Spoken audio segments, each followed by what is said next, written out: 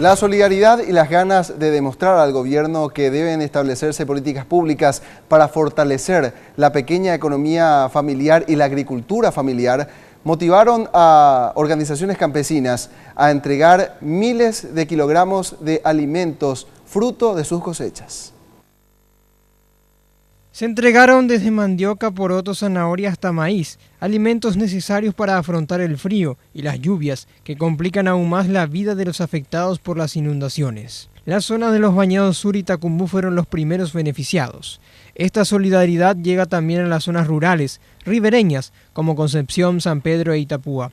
La recolección es organizada por la Mesa Nacional de Organizaciones Campesinas, que decidieron llevar todo lo que siembran a las mesas de los afectados.